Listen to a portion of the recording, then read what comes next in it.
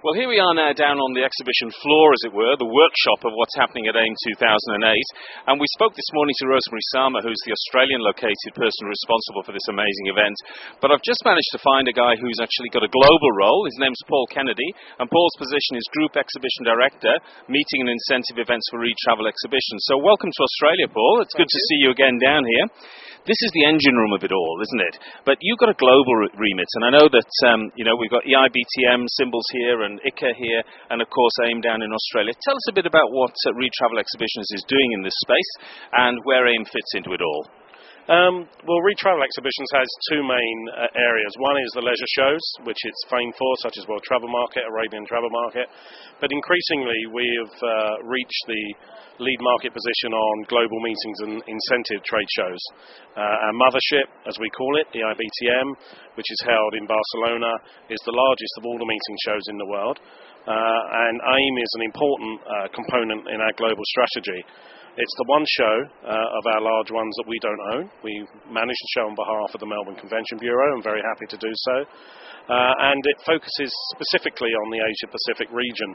Although a simple look round what you call the engine room will see the growing international representation of the show, that we have exhibitors here now from South America, North America, right throughout Asia-Pac, Africa, Europe, and so it truly is an international show now, and that's been our remit to bring that to AIME.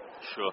One of the things that really impressed me about what Rosemary said this morning in an interview was that she can actually provide a lot of the exhibitors here with measurements about, how their business has performed and, the numbers of interviews and all that sort of stuff. Does that apply across all the shows that you organise? Yes, it does. EIBTM, for example, we pre-scheduled over 40,000 interviews before the main show. And the actual compliance, to use an interesting word, from the buyers was in excess of 98%, close to 99%.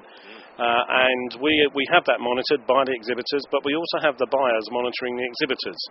And so with 7,000, 8,000, 9,000 people at a show, just the visitors, let alone the exhibitors, it's sometimes not difficult to miss someone. And so we feed back to the exhibitors if a buyer has missed them. We also feed back to the exhibitors where a buyer has wanted to schedule a discussion, but the diaries have been full.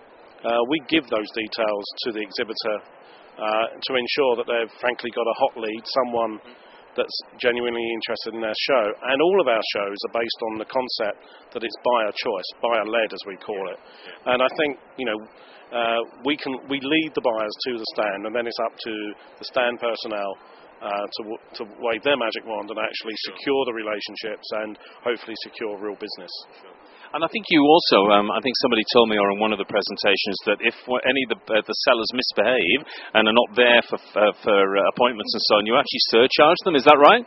Yes, above a certain non-compliance rate or non-arrival rate, we will surcharge the buyer. And this is about ensuring... This is the buyer or the seller that you surcharge? We surcharge the buyer. Okay, cool. By buyer, we mean the meeting planner. Yes.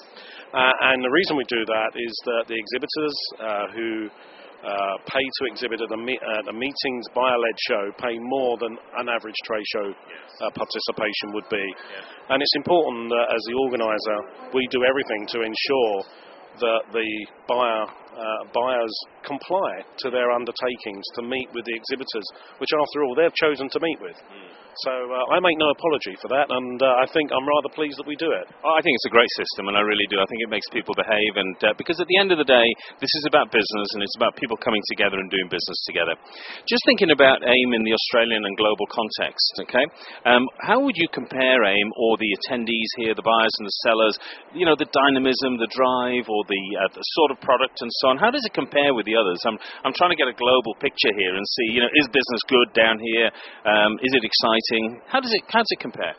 I think business is very good, not just here in Australia, but also in the wider Asia-Pacific region.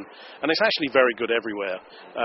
There is talk of a slowdown caused by the subprime mortgage disaster in North America and parts of Western Europe.